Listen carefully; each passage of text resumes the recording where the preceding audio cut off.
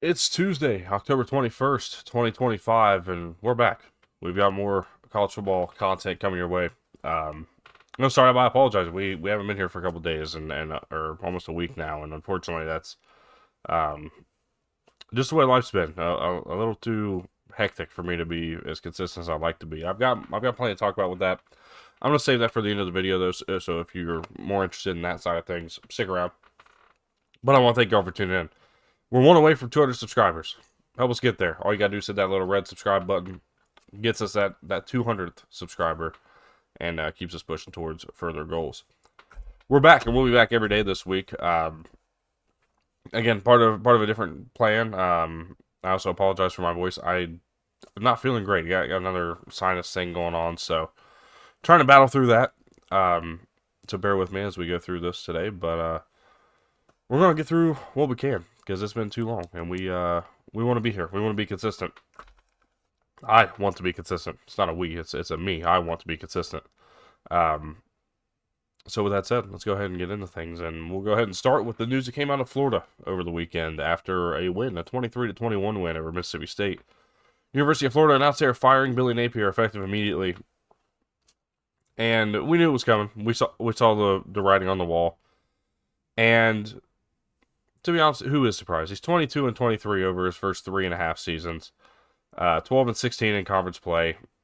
4 10-win seasons since 2010 for this Florida program. I don't think they're really thrilled about that, given the 2 decades they had prior. They don't have any 10-win seasons under Billy Napier. They only had 8, as a matter of fact, is their highest winning season under Napier. Their last 10-win season was in 2019 under Dan Mullen, early in Dan Mullen's tenure as well.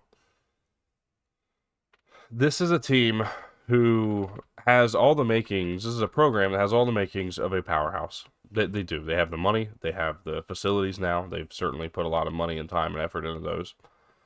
And they have a mentality of we need to win now. Athletic Director Scott Strickland's been very, very adamant that they are going to go out and make a home run hire, which is taking away and giving me a little bit of solace as somebody who's a big John Summerall fan, and we'll see John Summerall maybe at a team he supports. Um, I gives me a little bit of confidence knowing that they're going to try to make that home run higher. And the names that I've seen are Marcus Freeman and I've seen Lane Kiffin. And what it looks like it's going to be is make them an offer they can't refuse. Make them refuse it. Move forward. We'll see what happens. I mean, look, this is a program that is certainly desirable in a lot of circles and certainly has a lot of options. I've seen some other names thrown out. I've thrown John Summerall's name out there for pretty much every job because I think he's that good of a head coach. But there's other names we've seen. We've seen, and I don't really buy into some others, or some as much as others. But what I think is going to be obvious is they are going to make a home run hire, or they're going to at least swing for the fences and see what happens. They're going to go after the Lane Kiffins. They're going to go after the Marcus Freemans and probably multiple others and see if they can just make these guys offers they can't refuse. This is really shaping up to be one of the most impressive coaching carousels we've seen in recent history, given the amount of guys who have been fired, the amount of teams with high-profile coaching positions that might be open. We've seen rumors that Auburn is not really happy with Hugh Freeze. We've seen rumors that Florida State is looking to move on from Mike Norvell, and that might happen later in the season. We've seen rumors of Wisconsin moving on from Luke Fickell, even though they've said they're fully behind Luke Fickell after 2 straight shutout losses. There are a lot of teams. Penn State still open, obviously. Just opened last week. There are a lot of teams that I think still have yet to make their decisions on what they'll do going forward. Who's going to be the home run hire here? Who will it be? James Franklin, even seemingly, could be in the play here. Maybe it just wasn't the right situation at Penn State. A lot of things yet to be determined. But what I do know is this is going to be this is a team that's swinging for the fences. They're going to go after a big name. They're going to make offers they can't refuse. Really just make somebody refuse your offer is what they're going to do. And we'll see what happens from there. Really excited to see where Florida ends up because this is a program that I like. I like to see them succeed. I think they're a fun program. They're one that's on my short list to see when they go to Columbia in a couple years. We'll probably make a trip over there. So we'll see what this Florida team ends up doing. We'll see what this program looks like going forward. But for right now, that's where we sit. Billy Napier fired after 3.5 years. moving on, we were in Columbia this last weekend, and that was part of the reason we were not around. And it was a lot of fun. I love Columbia. I love Williams-Brice Stadium. It's my favorite college town. Period. It's my favorite stadium in college football. There has not been one. I've been to some of the big ones. I've been to the Coliseum out at USC. I've been to the Big House. I've been to the Horseshoe at Ohio State. I've never found a place that I've really gravitated towards the way I do at Columbia. And it's sad to watch what we saw Saturday. It was tough. We went down there knowing that Oklahoma was probably the better team, but knowing that if John Napier was still a little shaken up, still injured, still fighting off this thumb injury, there was an outside chance that South Carolina could win that game. The first 3 passes that we saw from John Napier, I looked at my girlfriend. I said, there's a chance we can win this game if the offense does it right. That was true. There was a chance. But the offense didn't do anything right. Play calling was bad. The overall philosophy was bad. Had multiple plays from from inside the 2-yard line of Oklahoma, like going into the end zone. It took 8 plays, and I think they gained a net of half a yard, maybe, in all things considered. It just wasn't good. It was really, really a bad effort. I think we're seeing Mike Shula's days numbered as an offensive coordinator there, and I don't think it's going to be this year because there's nobody that can call plays for this team behind him. But I also think that we're watching Shane Beamer's final few games as a South Carolina head coach, whether or not that's because he moves on to Virginia Tech, which is growing very much so a lot of momentum, or whether he's just fired, plain and simple, because I don't think that's far-fetched right now. This is a team that had a lot of hope and a lot of expectations for this year, and they've so far fallen below them that it really isn't even funny. I mean, this is probably the highest expectations this team has had in over a decade, and they've fallen on their face, plain and simple.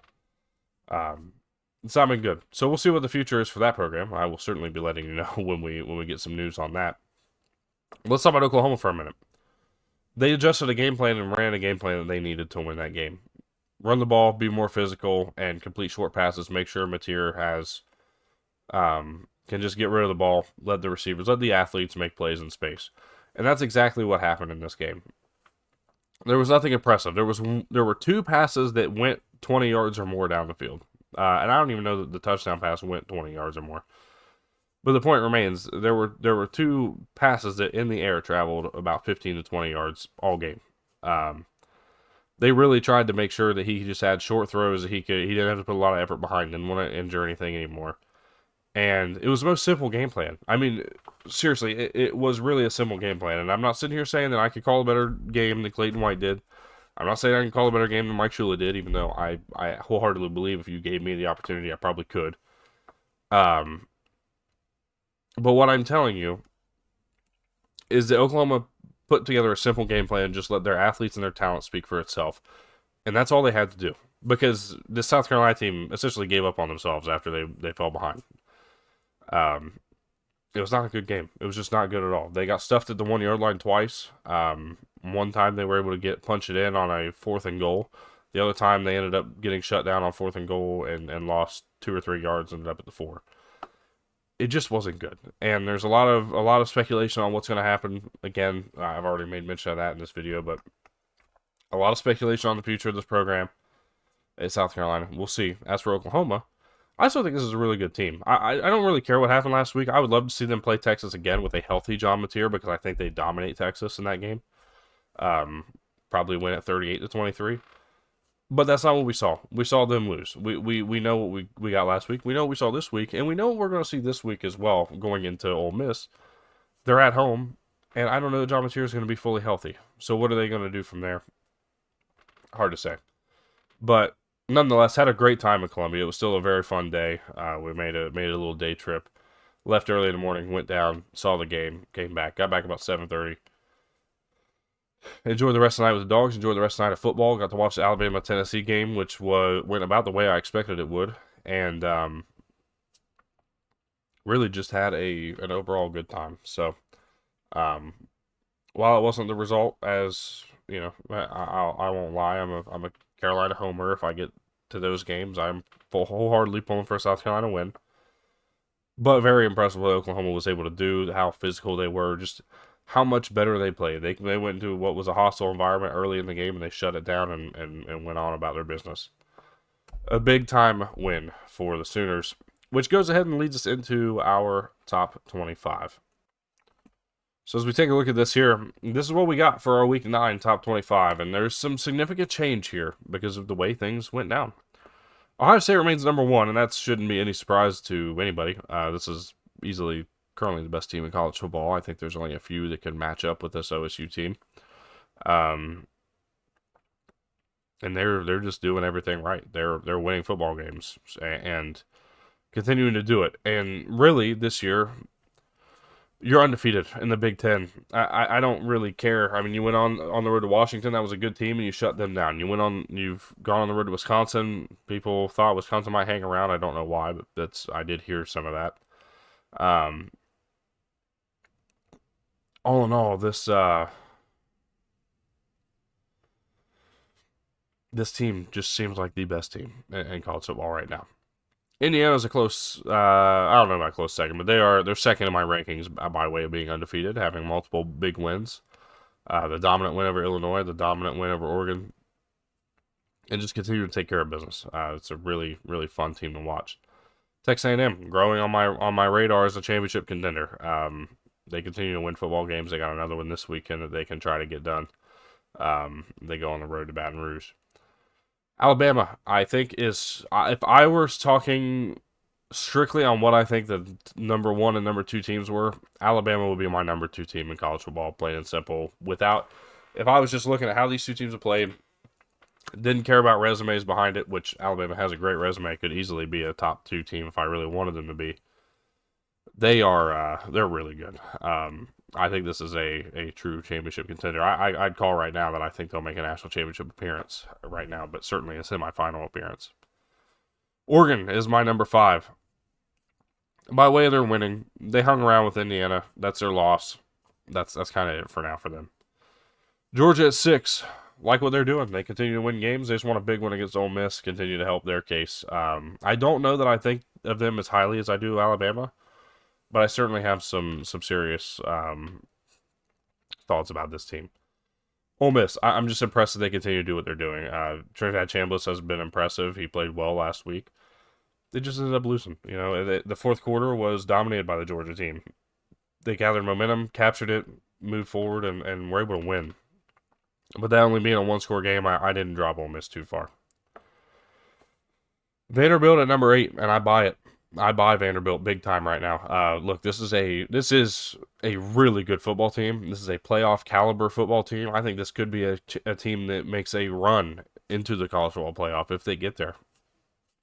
It just depends on their matchup. The matchup they have right now would be what? It'd be Oregon versus USF as we stand. Georgia and Miami. Ole Miss and Georgia Tech, and then Vanderbilt, Notre Dame at home for Vanderbilt. I think Vanderbilt could win that game and move on to the second one. Now they would play Ohio State more than likely, and I don't think that happens. But it's certainly an interesting concept. Vanderbilt's a really good team, though. I really like them. Really buying the Diego Pavia for Heisman hype. We'll talk more about Heisman in Week 10. Notre Dame at number 9. Why would I not? This is the best 2-loss team in college football, and I think they might be a top 5 team in the sport right now. Their 2 losses are still impressive. I don't really care what anybody says. Texas A&M and Miami are still impressive losses. They're just playing better right now than Miami is, and that's why they sit ahead of Miami. Georgia Tech at 10. Impressed with them. I just need to see more. I need to see this be more of a team effort, not just a Haynes King carrying the team on his back. Miami. Carson Beck looked really bad last week, and that's part of the biggest reason, I think, for me as to why they're falling all the way to 11 from number 2. It was just not a good week. That was the Carson Beck we saw in some big games at moments last year, too. Just got to reel it back in. There's still a lot to play for this team. Oklahoma at 12. Impressed with what they did. Not a whole lot to add. I think that John Napier, when healthy, puts this team back in the top 10. BYU at 13. Really love what this team has done so far this year. This is an impressive team that continues to prove everybody wrong. I keep thinking they're going to get tripped up. I thought they'd lose to Utah. I thought they'd lose to Arizona over in Tucson a few weeks ago. And they just haven't done it. They continue to win their football games, and the more they do so, the higher they're going to continue to rise. They're number 13 for me right now. Number 14 sits Missouri. Still love this team. I think they continue to get better and better as the weeks go on. They get a big one against Vandy this week. The winner of this game, Missouri will jump into the top 10. If Vandy wins, they may jump into my top 5. It just depends on how things go. These are two really fun football teams. I'm excited the game day is going there. Texas Tech at 15. This is a team that, for me, I'm really disappointed in the way they played against Arizona State. I thought they would be a lot better. I thought they would really be able to do what they've done all year, which is control against everybody they've played. They've dominated everybody. And in fact, they got dominated in this game up until the last 5 minutes. That's why they fall all the way to 15 for me. 16 is Virginia. They keep winning football games, and how can I punish a team that keeps winning? They look like an ACC contender. Cincinnati at 17. They keep winning football games. They're only lost to Nebraska, but they were close. It was a home game essentially for Nebraska. Cincinnati keeps winning football games. They keep proving themselves as Big 12 contenders themselves. USC's at 18. I'm not dropping them too hard for a loss to Notre Dame on the road. That's how good Notre Dame is in my mind, and that's also what I think this USC team is just not quite there. They're at 18. Houston at 19. Keep winning football games. They get a big one this week, too. I'm really excited for that when they go out to Tempe to face Arizona State. LSU drops to 20. Look, they got dominated by this Vandy team. It really wasn't as close as the score indicated the way that I saw it personally. This LSU team has a lot still to work on, still a lot of things to improve upon, and they got a big game again this week at Texas A&M. Michigan at number 21. A good win, an impressive win. I just didn't have room to move them forward because I can't push them further up than USC, and I didn't believe USC was really much better than where they are currently. So Michigan stays at 21. USF at 22. They continue to win football games, and right now they're the G5 leader. Utah 23. I still buy into this team. I still think they're pretty solid, but the loss last week doesn't particularly help their case.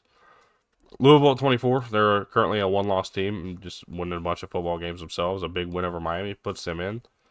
At 25, I got Navy. Look, the strength of schedule isn't there, but again, you're winning football games. What we just saw from Memphis is anybody can lose at any given time. We've seen it really all throughout this sport. And what I buy into right now, the notion I'm buying into, I think this Navy team is a legit contender in the American Athletic Conference and a contender to make their way into the college football playoff at that. Right now, Navy sits at number 25. So that's what we got for week 9. Let me know what you guys think, what I'm missing, who I'm too high on, too low on. Did I overreact to anything? Feel free to let me know. I love that comment and that interaction down below. With all that said, let's go ahead and push forward as we are pushing the 19-minute mark here. USF and Memphis is our preview today, and I know that comes as a bit of a surprise. This was going to be our preview no matter what, but the Memphis loss certainly didn't help the matter. But I really like this game, and I think that it's deserving of its spot here. USF comes in as one of the best scoring offenses in the country, but they give up a good amount of points. Memphis has played really well defensively, has been impressive. They've also put a lot of points up on offense. I think the biggest storyline has been Brendan Lewis and how good he's truly been for this team, especially on the ground. They've done so much of their damage through the rushing attack, but yet they're still throwing the ball pretty well. Brendan Lewis only has 8 touchdowns to 4 picks, but he's added 7 of them on the ground. Whether or not he plays is a big deal this weekend, and it really does have a bigger impact than I think people will give it credit for. As for this USF attack, can they continue to wreak havoc? They have forced 17 turnovers so far this season, and we're just over halfway through. They could be over 30 if they continue on the pace that they're at. This is a team that I think has a lot to play for. Both of these teams have a lot to play for. Playoff opportunities, conference championship opportunities. I mean, there's a lot to go here in this game. It could eliminate Memphis from the American Athletic Conference title race with a loss in this game to USF, but it could put them right back in the race with a win. Now, this was embarrassing last week. They lost to UAB, which was a brand new head coach. A lot of emotion behind that game, and Memphis losing Brendan Lewis at one point in this one. It really did make this thing a lot tougher for them to win. They lose, but I think if they come back, and Brendan Lewis is day-to-day right now, if he comes back next week, I like Memphis to win this game, especially at home. Now, what I'm not saying is that this USF team doesn't have a chance, because I think they do. But the biggest thing for me is they need to find a way to run the ball that's not just Byron Brown. He, as a matter of fact, leads his team in rushing yards by 200 exactly, by 200 yards exactly. And he has over double anybody else, double the second highest carrier by rushing attempts. 99 rushing attempts. The second highest has 44. That's Sam Franklin, who also has 275 rushing yards to Byron Brown's 475. I think you really need to find a way to get other guys involved in this rushing attack and allow them to be the forefront, because Byron Brown's had injury problems throughout the course of his career. And I think if you want to keep him healthy, I think if you want to give this team a real shot to make the playoffs, because I think they could be one of the group of 5 teams that actually could win a game, as we saw them beat Florida earlier this year. We saw them hang tough for a little while against Miami. They'd come out with the right matchup and maybe pull that upset. To me, that's what I think with this USF team. The biggest storyline for me is, can they find a different rushing attack? Can they find somebody other than Byron Brown to really lead the charge on the ground? No matter who they face at quarterback, make them uncomfortable. That's the other storyline for USF, because really, if it's not Brendan Lewis, they could have a very big game going forward. I think they could really have an opportunity to kind of put forth a dominant effort, really, really prove themselves as that legitimate contender. And even without it, they could do that by creating pressure, create problems, havoc in the backfield that leads to other turnover opportunities. For Memphis, will Brendan Lewis play? Again, he's listed as day-to-day going forward throughout the rest of this week. We'll see what happens when Saturday comes around. Continue to dominate the ground game. 5.7 yards per carry is what they're doing, but it's not just Brendan Lewis. There's a lot of guys who are coming out here, and they're scoring all of their points on the ground as well, the majority of them anyways.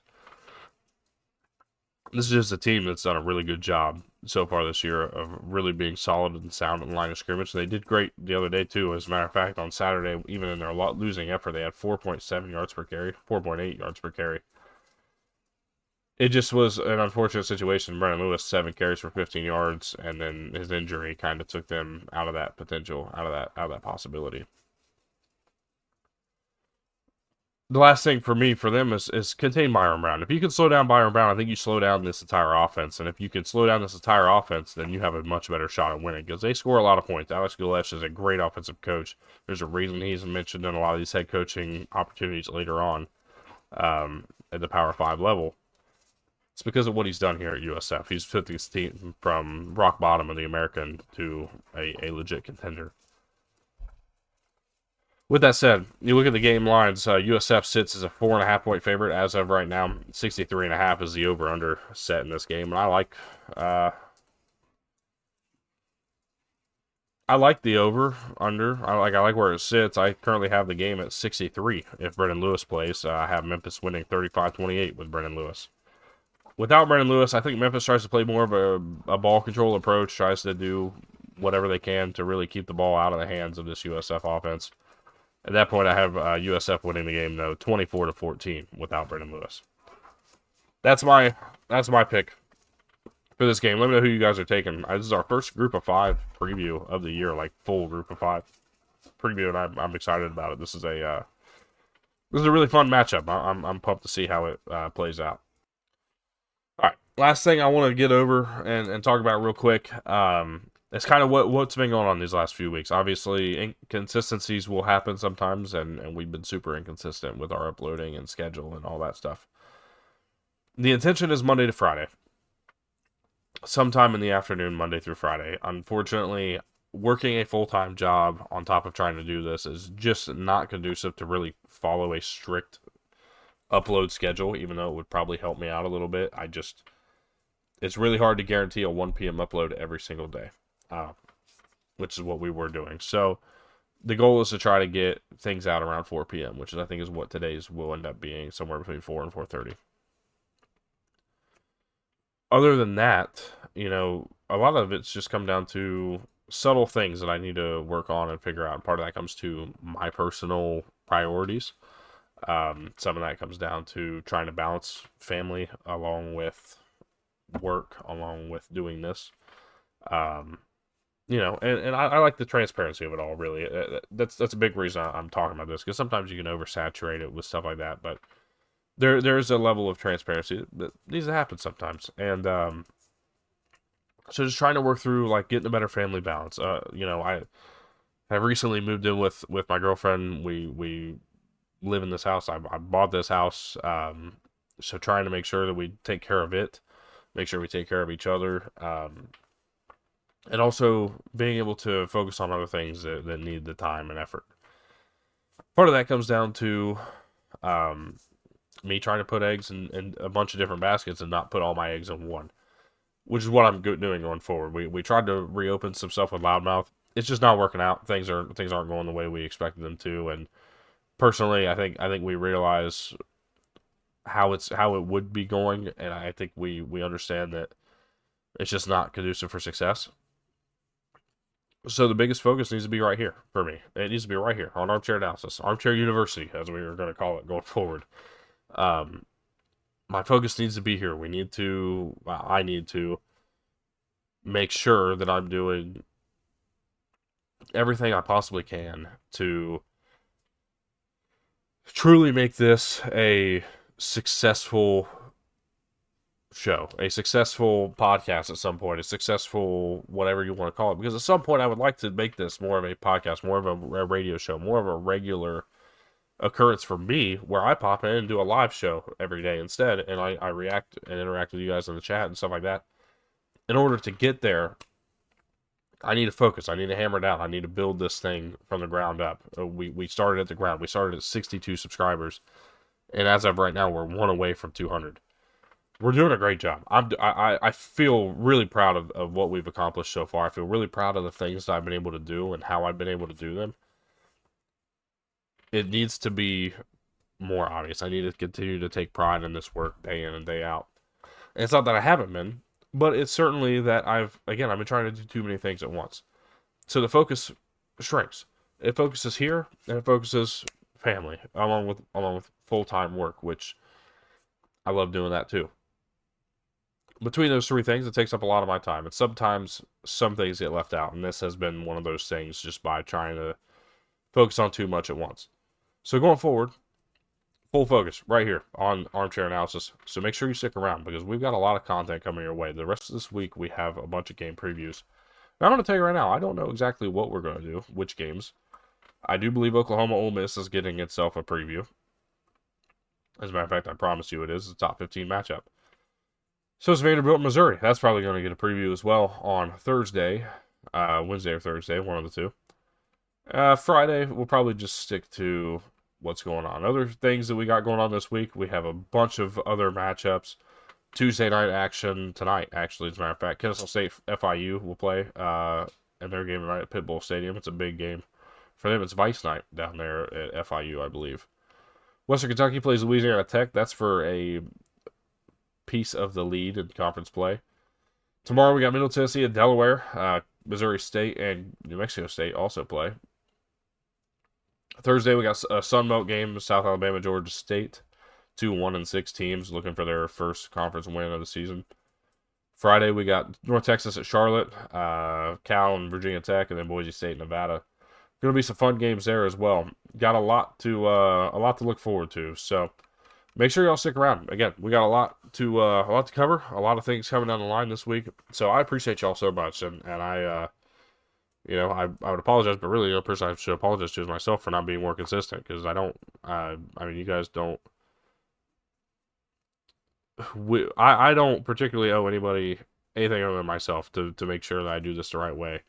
And I owe it to those who love college football as much as I do to get this content out there to talk about this sport, because I love the conversation that it creates, and I love when you guys are in the comments talking. So please do that some more. Please be in the comments. Let me know what you guys think of everything we've talked about here. And tomorrow, we're going to be back with another preview. Again, it's going to be Ole Miss, Oklahoma. So thank y'all so much. Have a great rest of your day, and we'll see you guys again tomorrow.